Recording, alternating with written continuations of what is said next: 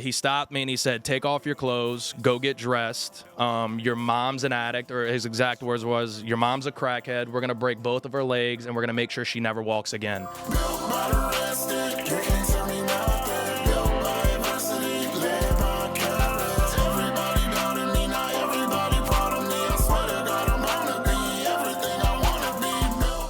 What's going on, world? It's your favorite podcast.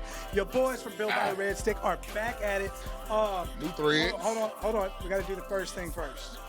Episode 4 of trying to get a brand deal with Celsius. Today, we're drinking Playa Vibes. If you a player, get you some Playa. All right, listen. We've got an exciting one in the books for y'all today. We're going to take a quick word from our sponsor, and then we're going to hop right into it. This episode is brought to you by TrueFreedom Recovery Center, located in Amite, Louisiana. Restoring Freedom is a place where healing begins and hope is rebuilt through faith, structure, and compassionate care. We believe recovery is not just about breaking free from addiction, but about restoring the life God intended, one grounded in purpose, dignity, and truth. Our 60-bed facility offers a full continuum of care, including process groups, individual counseling, science-based addiction treatment, and consistent clinical support tailored to each person's needs.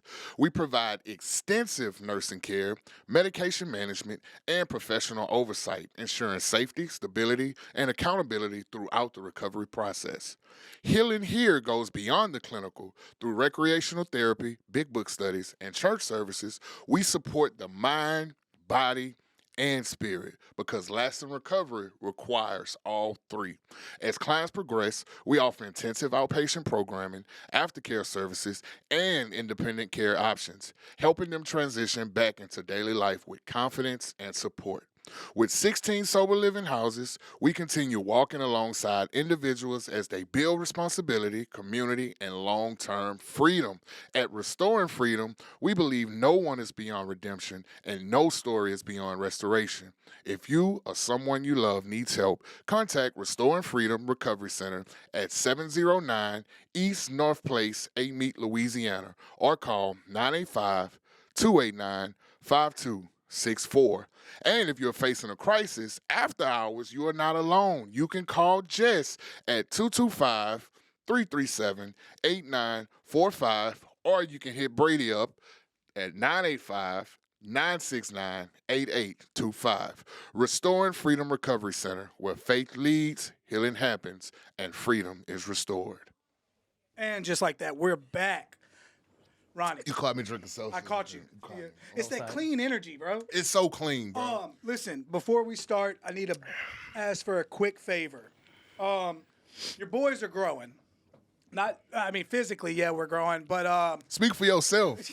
I've been doing some shrinkage. Yeah, but you're getting the muscles. Yeah. You're getting the muscles. Getting fine, especially with this shirt on. This shirt got me feeling so fine. I just want to stand up. By the time this episode comes out, we're going to be like 180 watch hours away from YouTube monetization. So y'all do your boys a favor. Make sure you're subscribed. You got to be subscribed. Can you imagine it being the second month of 2026 and you not subscribed to Built by the Red Stick? I really can't, bro. That's almost like a 40-year-old version. Yeah. Like, what are you doing? I just cannot fathom. Make sure you subscribe.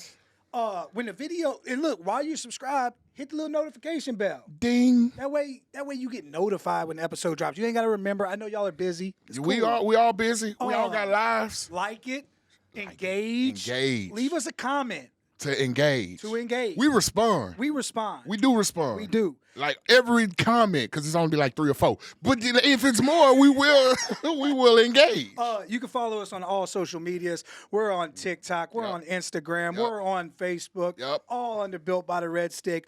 BuiltByTheRedStick@gmail.com. Leave an email. Leave us an email. BuiltByTheRedStick.com. Yeah. You can go on. Maybe send a little inquiry into wanting to be a guest. Do we even got a link on Tinder where if you on there, you can click and it'll bring you back to us so you can get your life together, because you don't need to be on there anyway. I'm loving it. Look, if you do see us on, make sure you swipe.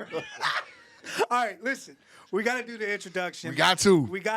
Look, this one's special. This is a Built by the Red Stick first. This a first. It's a first. First. We never had a dynamic duo. We've never had 2 guests. Without further ado. And we've never had 2 brothers.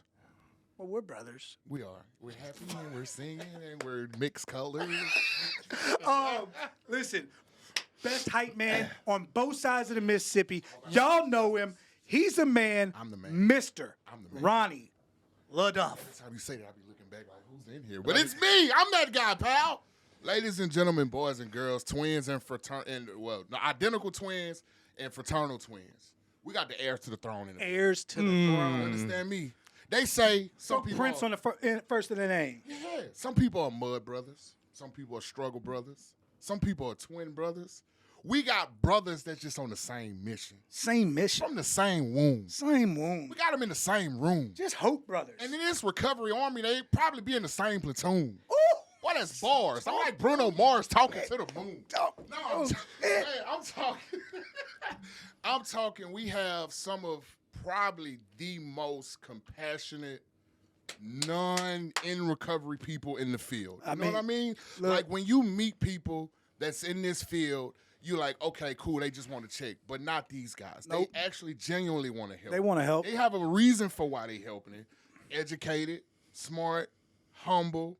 Did I say educated? Hustle. Good looking. Ooh. Come on, I couldn't leave like that. it. My wife watching. I don't want to think I'm like hitting on it. you, but good looking. You understand me? Hype 'em and like up. you say, bro, just the hustle. They They might just. even be single. I don't know about.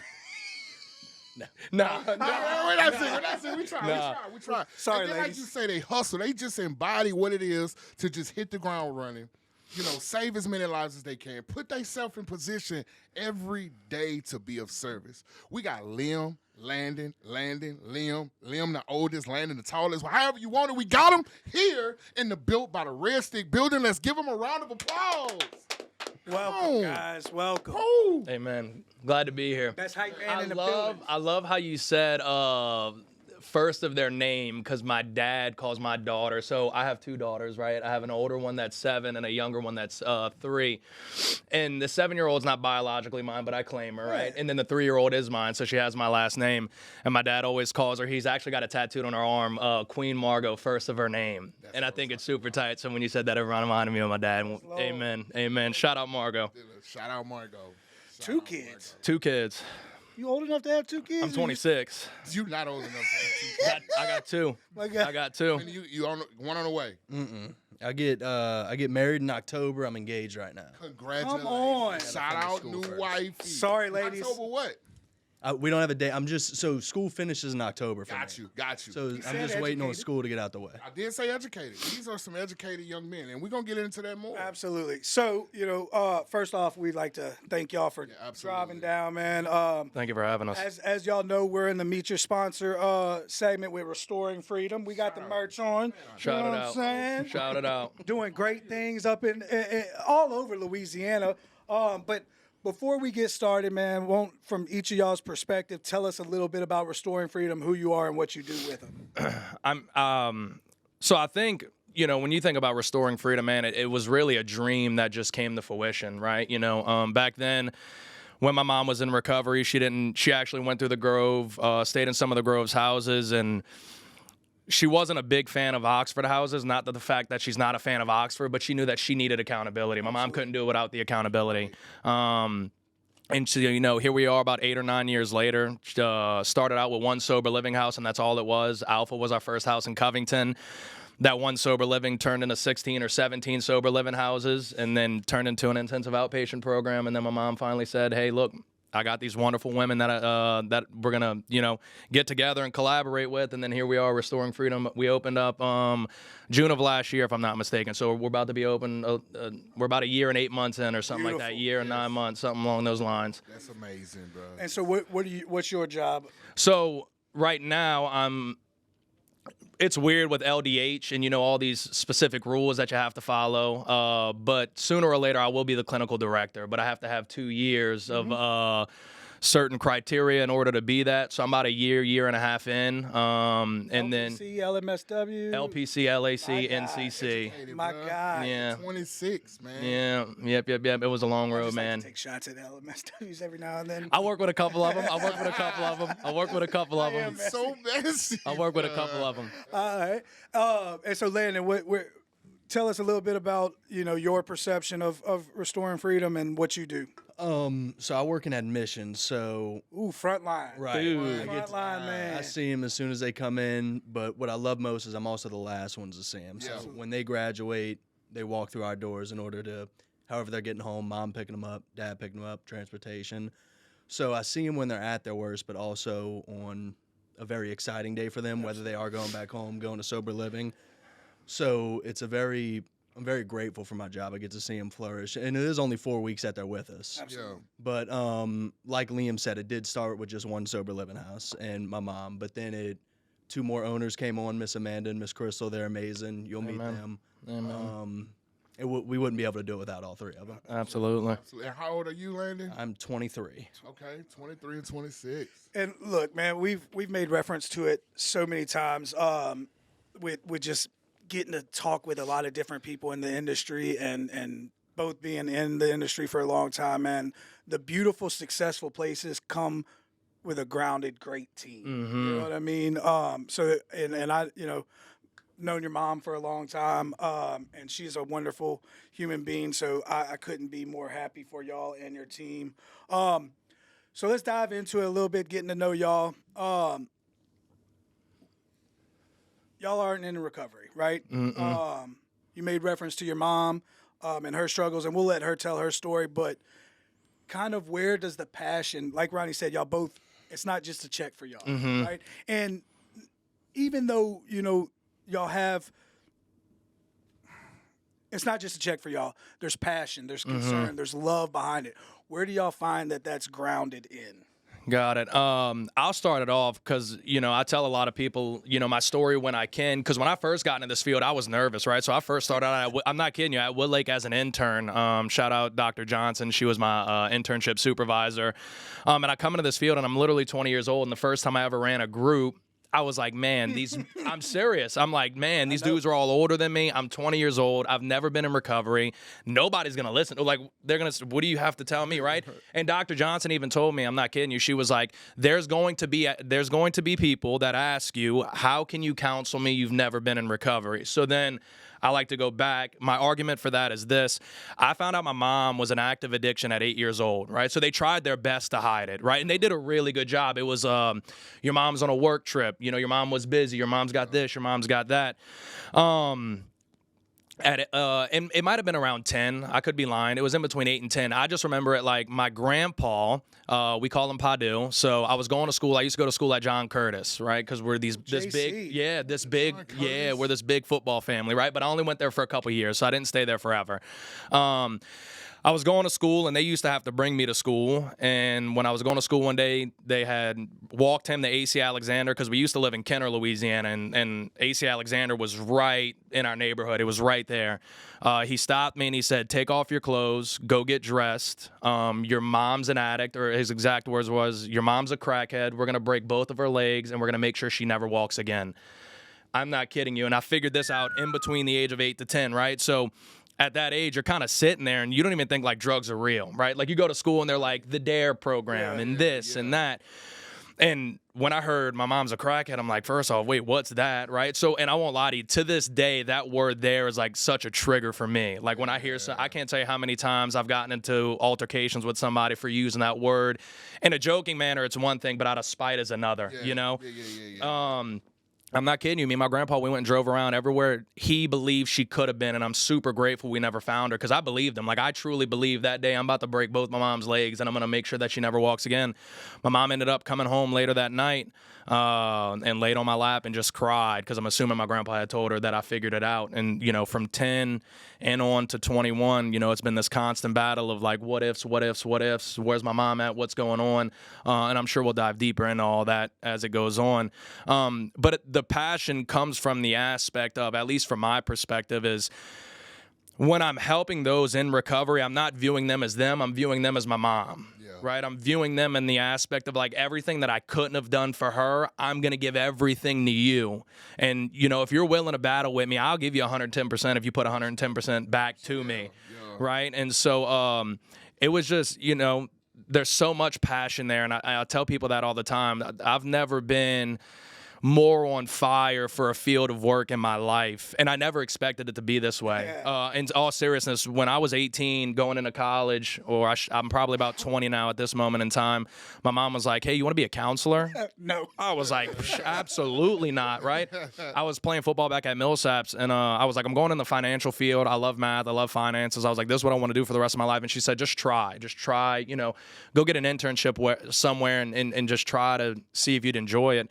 And sure enough, I did it, man. And I went to this internship, and they had this guy, and he was the sweetest man ever, right? And he didn't just give them therapy. He gave them love. Yes. He gave them something to be hopeful for. He gave them, the light at the end of the tunnel. And it was just so beautiful to see. Like, it was the coolest thing, like he stated. When somebody's graduating, you just see the smiles on their face, and then the joy of their families when they come in. It was beautiful. And then I just bought in. I was like, if you need me to do this, I'm gonna do it. And I probably didn't start having the passion for it till I started working at our IOP, where I really started to realize, like, man, this field needs so much more. It just needs more, in whatever aspect more is. I just knew that it needed something. And so one step at a time, we started to build something that I'm super excited for, and I can't wait to see where it's at in many years. So do you think, and we're going to get to you too, I'm just interrupting for a second. Do you think seeing or not having your mom kind of help you not transition into active addiction yourself? Oh, yeah. And first off, in regards to that, shout out God, shout out my family, right? Because without them, I wouldn't have been in the position I am today, Absolutely. right? We have probably one of the most loving families. We stayed with my grandparents for a really long time in regards to that. My mama and Padu are phenomenal. They're so loving. They're so gracious. And then they couldn't take care of us after a while, so my mom ended up going to Teen Challenge for a year. And then when she went to Teen Challenge, we then moved in with my nanny. We'll get to my dad a little bit later, but again, shout out my dad. I love him so much. But that's exactly it. You're absolutely right. I saw what it did to her, right? It wasn't just, missing out on me and Landon's life as a whole. It was, I remember my grandparents making phone calls to Capital One, and it was, you've withdrawn $300 on this day, $400 later that day, $500 on this day.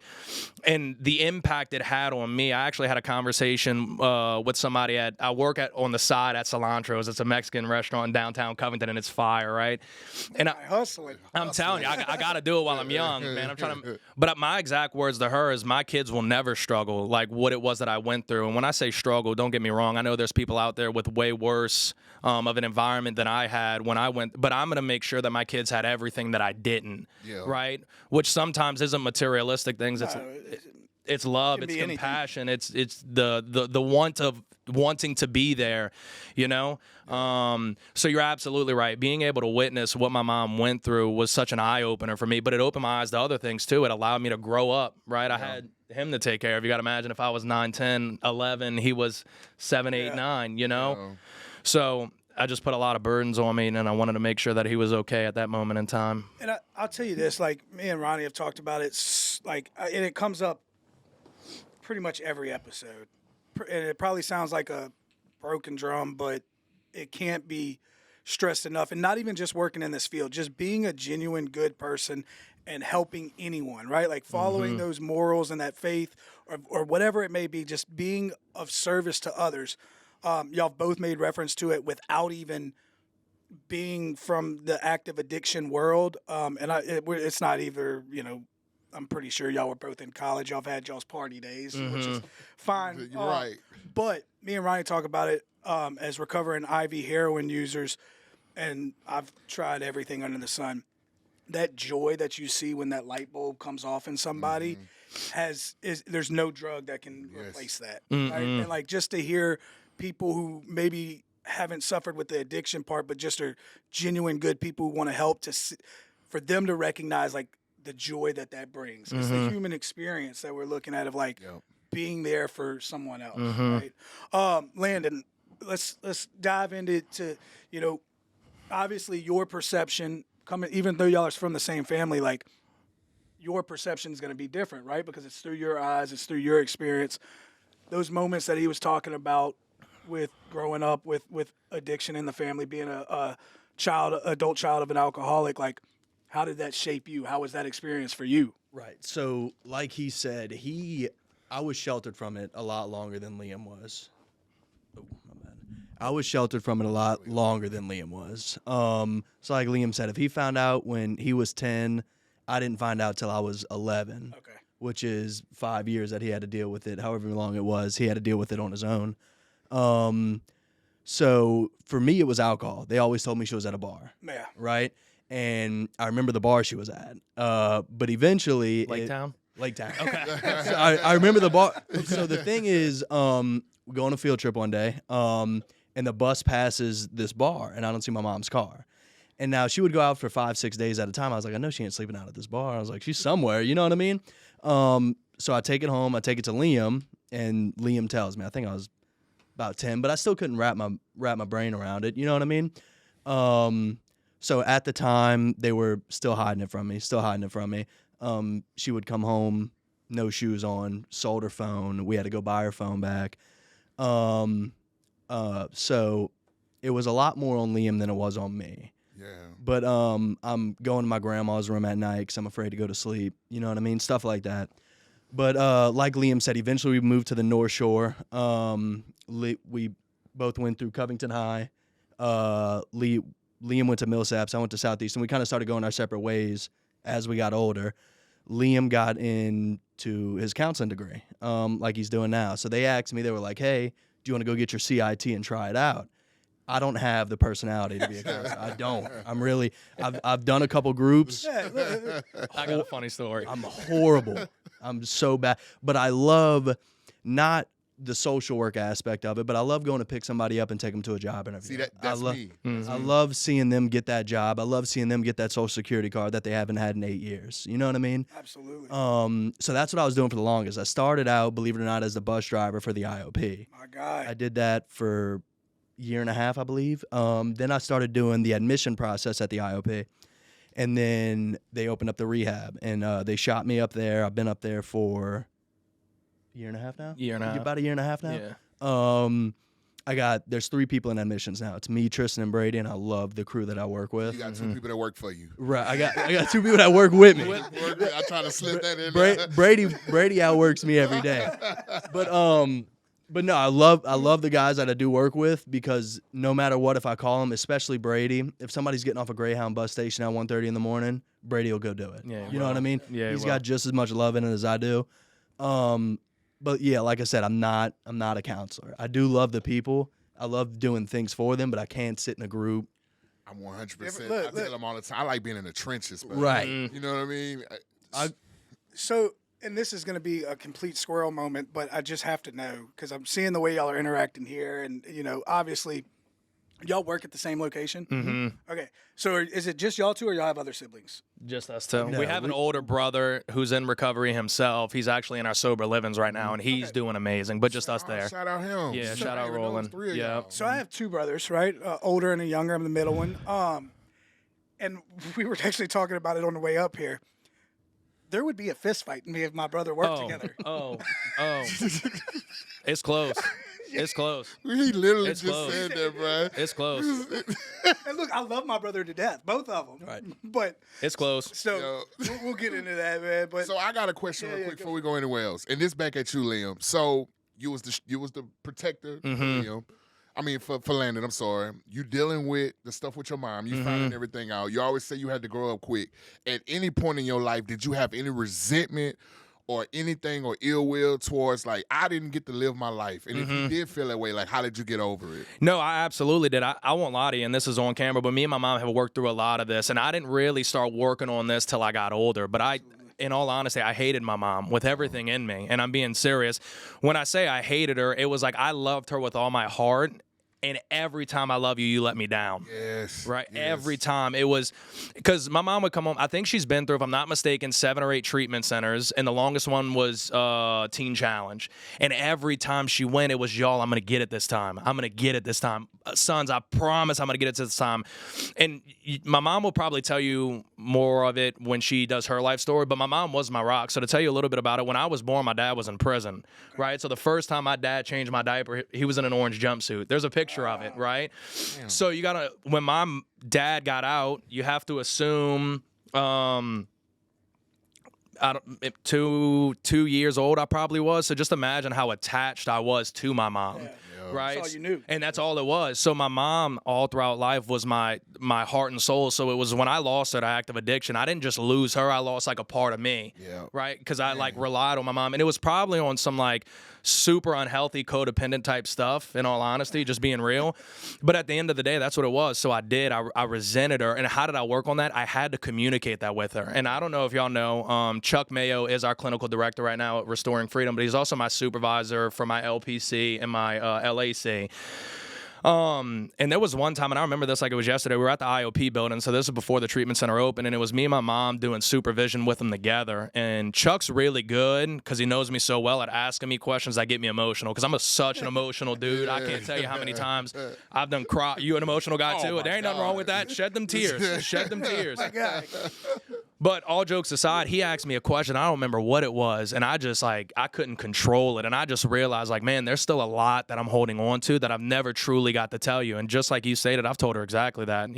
You stripped my childhood away from me. When I was 10, I was really acting like I was 18. And again, this doesn't take away anything that my grandparents or my nanny did for me. But at 10 years old, I'm not thinking like I'm supposed to be thinking, where it's like, hey, I got this family to rely on me. The only thing that's going through my mind is, hey, is my mom okay? So there was so much built up resentment. It just truly took a lot of time.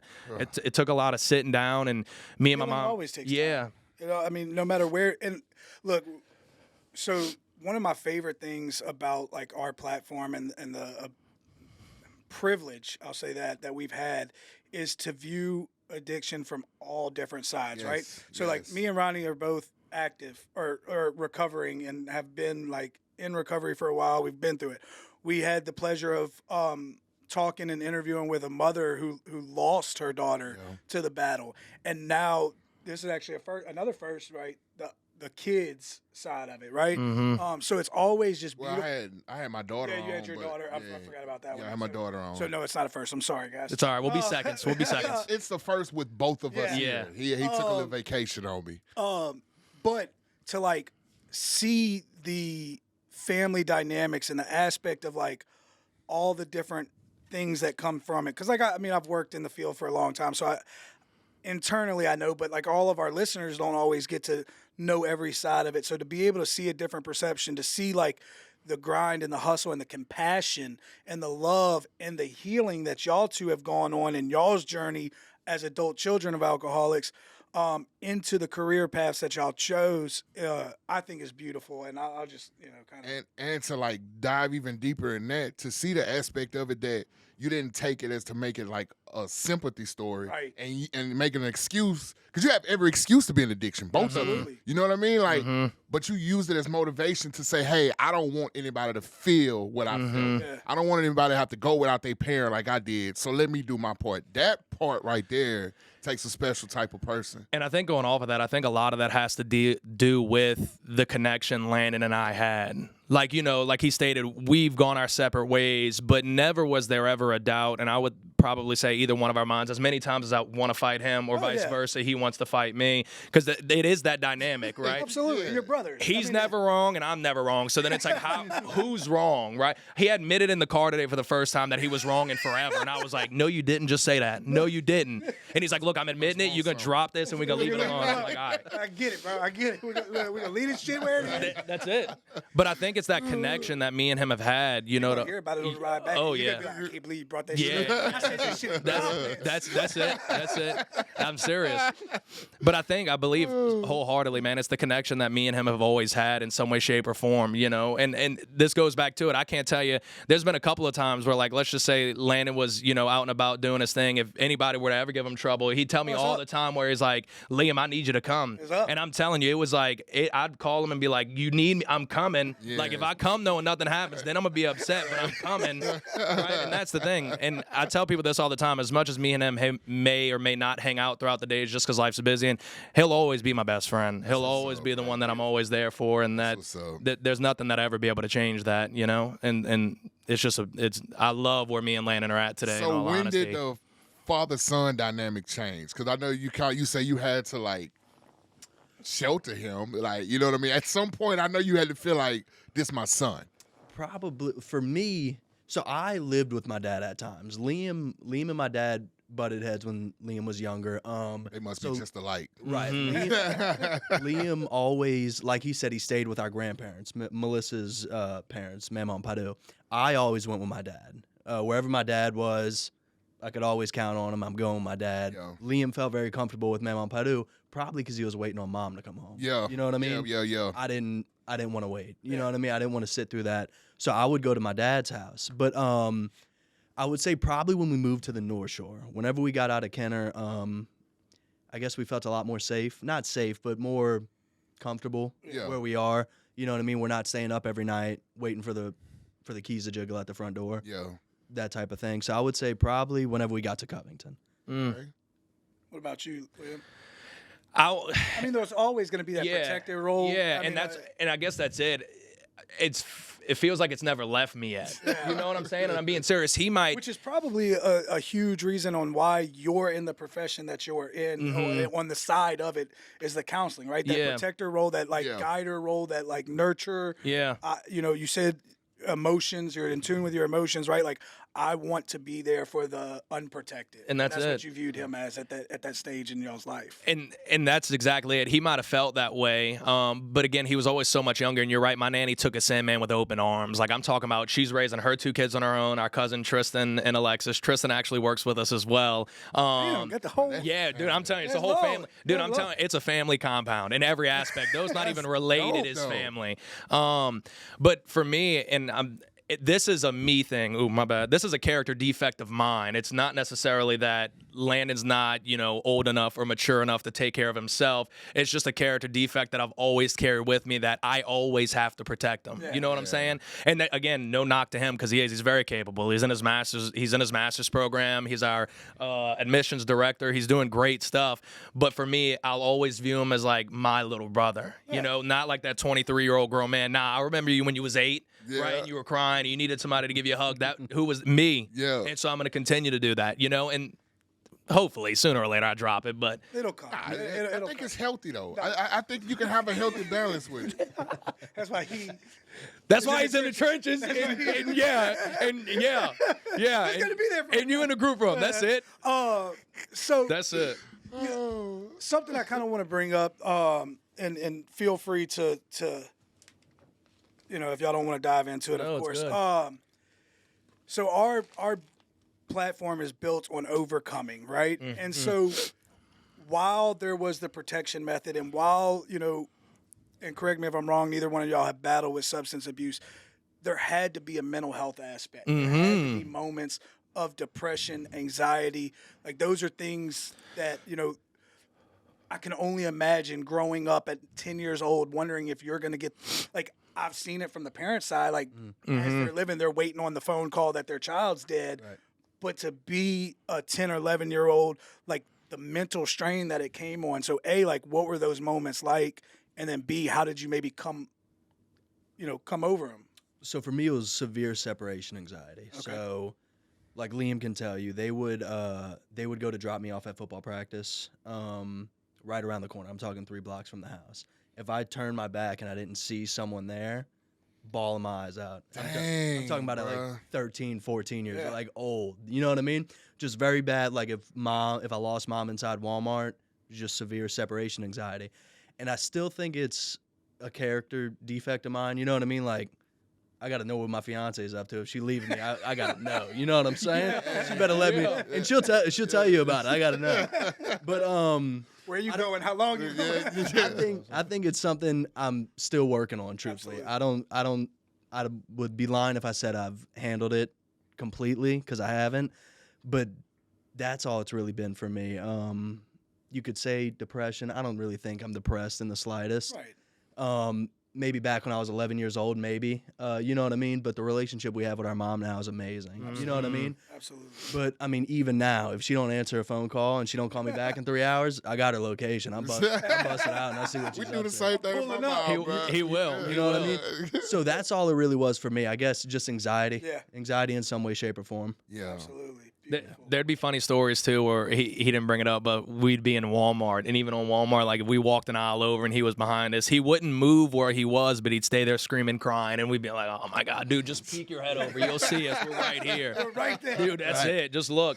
I would say for me though, and I love how you bring this up because I believe men's mental health is not talked about as much as it should be. That's why we on here. And I stand on that. Because at the treatment center, I used to run CBT for both the guys and the girls every day, right? But now we're to the point where it's just so busy all the time. I don't have enough time in the day to take out 4 hours every afternoon to go run both. So I only run the guys group, but that's something that I speak about a lot. And therapists or counselors will tell you don't use a lot of self-disclosure. I'm going to be honest. Like when I need to disclose, I'm going to disclose. When I want you to understand where I'm coming from, I'm going to tell you about me, right? Yeah. So I tell the guys all the time talking about that, I was probably the most insecure guy you would ever meet in your entire life, but I would never tell you, right? So, I'm walking around, and I tell the guys this story all the time.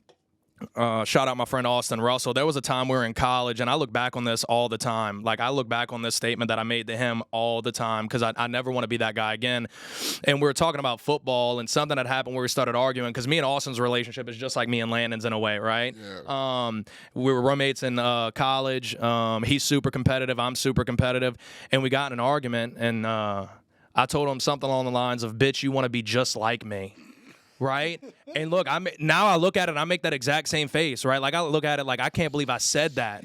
And I'm being serious. So what ended up happening is my insecurities were so bad, it came out as arrogance. Absolutely. And I'd never tell you, but then going through my master's program, and shout out to all my teachers on my master's program because they taught me so much about myself, I realized these insecurities came from abandonment issues, and I had to be close to someone. I wasn't good enough for my mama. I got to be good enough for And that's exactly it. So then it turned into like perfectionism, and then it turned into, okay, I can't be perfect. Nobody loves me. To now I'm just going to be arrogant because I don't want you to see any of these flaws in me. Absolutely. I did that exact same thing. And it just ate me up alive. And I look back at a lot of the things that I've said or done to people, or the way that I've acted before. And I'm just like, man, I can't believe I used to be that kind of person because that's not who I was. But I let these mental health things take over when it truly shouldn't have. And that's the beauty of like that self-awareness, the growth. I'm not going to say every man because I'm not going to generalize it into everyone. But I've seen a lot of men do that, especially in Southern Louisiana. We're taught that we don't share emotions. We fix. We project. Mm-hmm. And then as we grow, we have that internal I'm not enough, and so I'm going to project that to whether it be perfectionism, whether it be like I'm the shit, even though internally I don't feel good. I'm nothing I'm at all. going to project all of that. Yeah. As we kind of go through this, I've heard a lot of, the beauty of the story. And so, like, I want to kind of dive into the healing and what that looks like now, right? Mm-hmm. Like, y'all have made reference to, like, shout out to your mom, shout out to your dad. Y'all, the relationships are mended and everything. But, anybody who's done the work and anybody around this area knows that shit don't just happen overnight. Yeah. Right. And it's not easy. Yeah. But the rewards are beautiful. So yeah. Let's talk about that. Like, what are some of the things that like y'all get to have now? Every Tuesday, let's talk about it. Every Tuesday, I'm serious. Every Tuesday is a family dinner day. Every single Tuesday, you'll never miss it, right? Yes. And I'm talking about our family. You got to, when I say you got to understand, we got a big family. There's we are. Okay. We are. So there's probably 20 of us that come to Family Tuesday every Tuesday. And my fiance is like, man, I don't want to go this Tuesday. I'm tired. And I'm like, we're going. I'm going. But you coming with me. We're going together. And, and I'm not knocking her for it, but that's, there's just so many aspects of it, from family dinner every Tuesday to we have a big family group message. We text in there all the time, whether it's about Whether it's about Monopoly Go or whether it's just like things that, you know, uplift your spirits and it's inspirational, or my grandpa, he sends in there every day a Bible verse every single morning. It's a morning meditation, and, you know, he'll send in the Bible verse and he'll tell us what he got out of it. It's amazing, man. I can't believe how far my family came, you know. But my mom, I don't know the Bible verse exactly, but it's something like along the lines of, if you save yourself, you'll save you and your whole household, or something like that. And that used to be something that my mom stuck to, is like, I'm going to save me spiritually because it's going to save me and my whole household. And, you know, families are going, whole family's going to church, you know. People that in my family you would have never expected to go to church, they're going every Sunday. And then they're leading certain children groups every Sunday. You know, it's just been an amazing experience. That's beautiful to hear, bro. You don't get to hear this side of it. It's the like success side, and yeah, it's what is important to highlight, because never mind, I'm not gonna get on my soapbox. Please don't do it. Don't judge me, motherfucker. I'm trying to hear. I'm trying to hear a soapbox. We'll talk about it off camera. Okay. But, you know, like, to actually highlight that, because so many people don't recognize when they're in the depths of their addiction.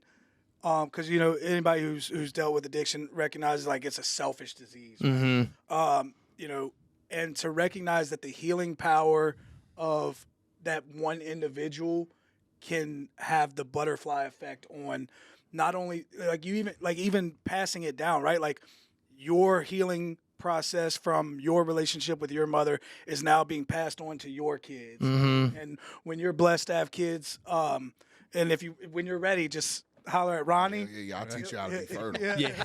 Man, got 6 of them. Dude. I'm praying for both of y'all right now. I'm not getting a 6. He'll put another kid in you.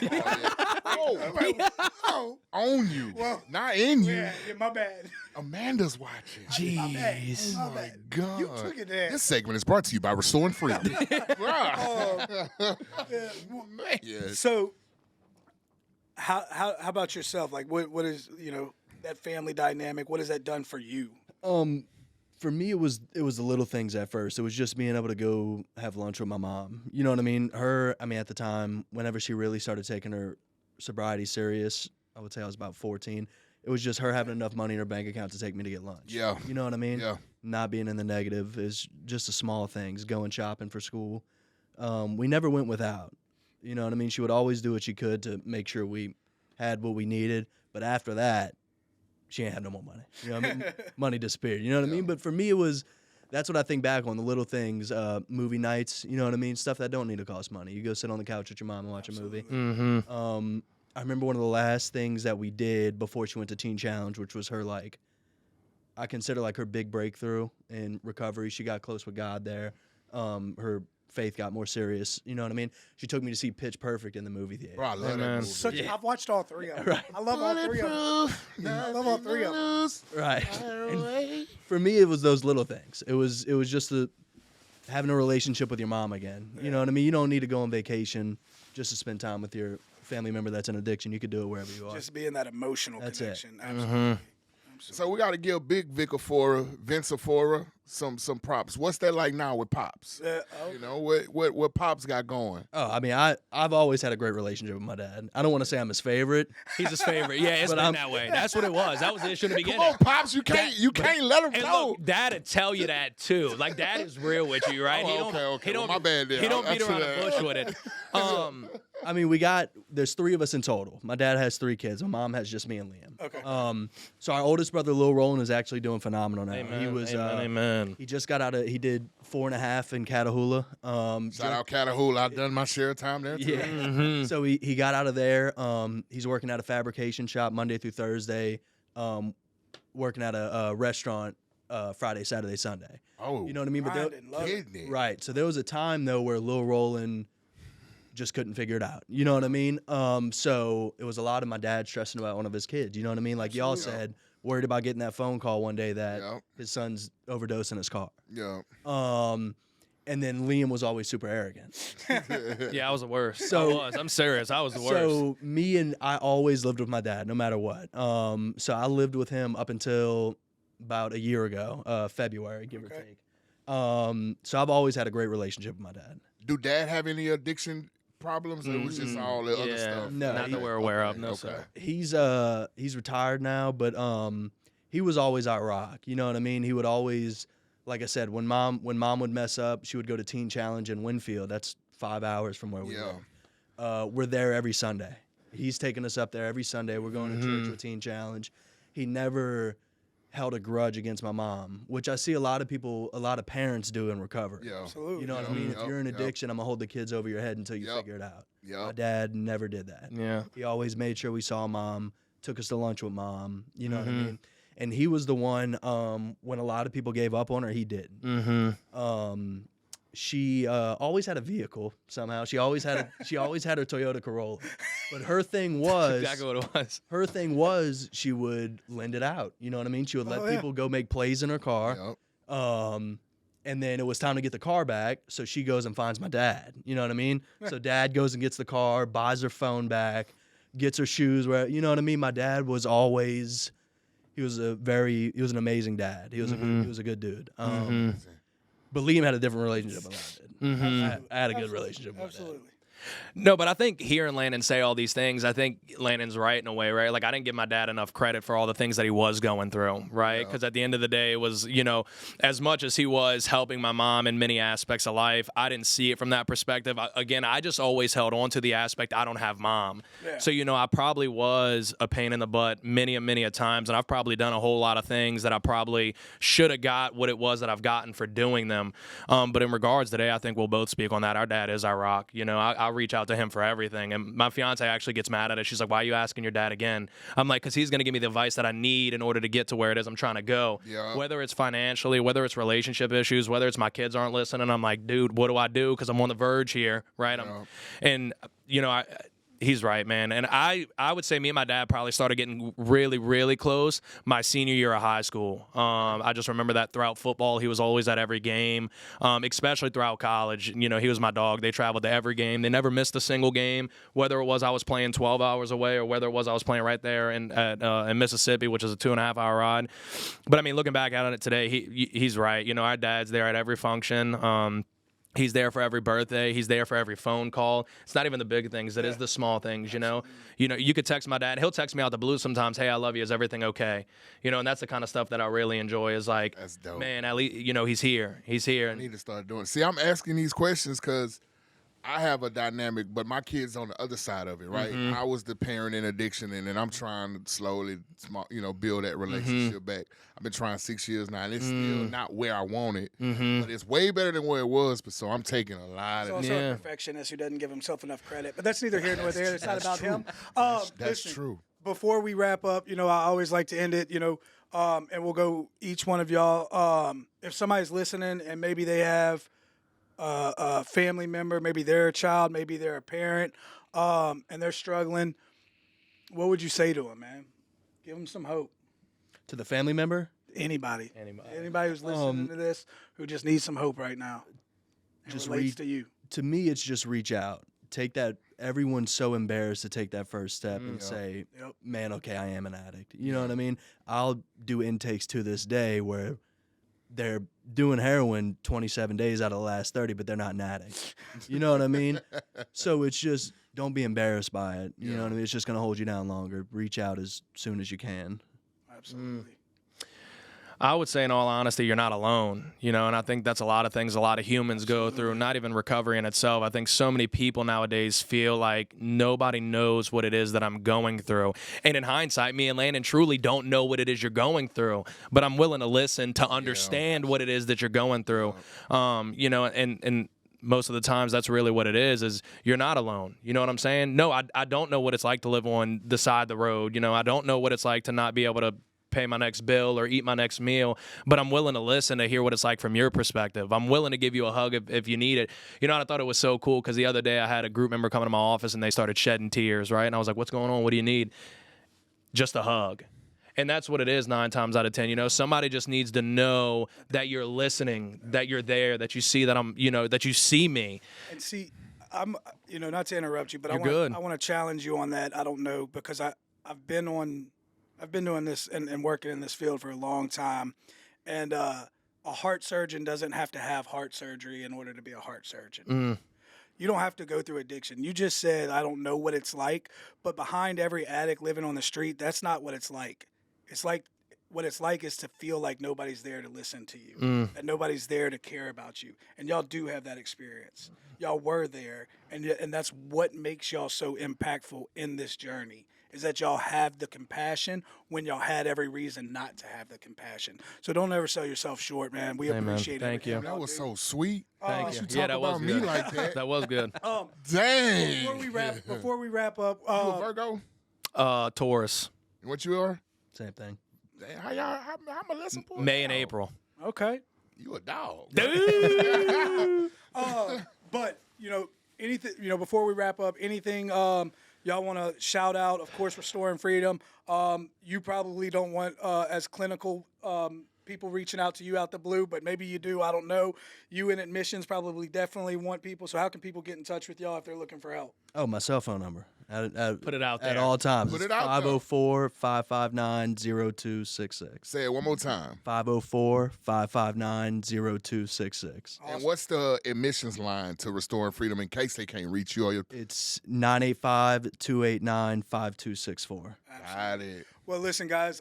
First, Wait, anything y'all working on? Anything y'all want to talk about? Anything breaking y'all want news. to We put love out there? breaking But we news. love We got breaking exclusives. news. We got any You scoops? say y'all got a roundup coming up in March? Look, We don't have the date yet. Okay, if okay, y'all drop okay. some breaking news about a week after this episode airs, I'm gonna be mad at y'all. I'm just letting y'all know. Telling know you, anything. if Jess texts us and be like, "Oh, they forgot to say this," Jade. Oh, there you go. You can do that. All right, breaking news. Here we go. You got it here first. Here we go. Here we go. Here we go. Ah, Don't know how breaking news this is for everybody else, but for me, I'm having a third kid. let's go! I told you, bro. Shout out Jade. And then the aspect of it is, when this episode airs, it'll be about 13, 14 weeks. So I'm out of that first trimester stage where because I called her the other day. No joke. I called her. She was like, don't tell no one. I was like, facts. I won't tell a soul, right? I told her. I think you had told me. I told mom and dad, like, I told a couple people, right? I don't think she meant them. She Yeah. was outside of it. But then a little while later, I see her playing on her phone, and I'm like, oh, what you talking about? Because I saw it was with one of her friends, and it said something along the lines of baby. And she was like, oh, I told him I was pregnant. I was like, oh, I thought we weren't doing that. So now I'm on a podcast. Yeah, now Jay. everybody about to know. yeah, Yeah. let's go. Congratulations. So what do you want? Just a healthy baby, or I have 2 girls already, so I'm already getting outnumbered by a lot. I get no say-so anymore, which I'm cool with, right? But I'd really love a boy. Like Give him that boy. but a healthy baby at the end of the day Absolutely. is the only thing I could ask for. Shout out Liam Jr. Oh, she won't let me do it. I begged and I plead. I'm still begging and pleading. We got 9 months. You know what I'm saying? Jade, right? Jade. Come on now. Listen, Jade. As a father of 2 boys who both have my name, let the man do it, bro. Let him do it. Let him do it. Let him do it. Both, my Both kids- of them? Both of them. One of them's a junior, and one has my middle.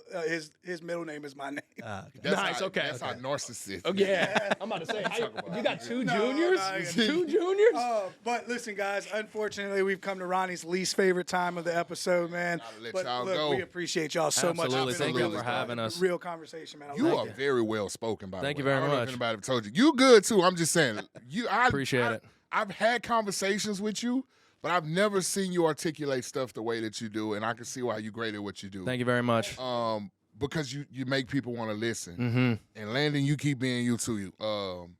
I appreciate y'all. Absolutely. Thank y'all for having us. Absolutely. Thank you for having us. Coming. Absolutely. That was dope. He's got that silent compassion. Yeah. He's got that love in him, man. I can tell. He just don't want to talk to a bunch of people. I get it. Hey man, he's an admissions guy. I know, he He's wants the exactly what you. He wants Hey, the let me know when y'all ready for help. I had extra stuff. I ain't got time for that, man. Yes, Amen. Call me when you're ready. Yes, Lord. And I'll say this real quick, and I know you got to wrap it up, but Landon don't give himself enough grace, man. He is the most loving kid I've ever met in my life, man. He'll take the shirt off his back. I'm not kidding you. It's like 1:30 in the morning. He's calling me, hey, I got to go do X, Y, and Z. I might be late to work in the morning.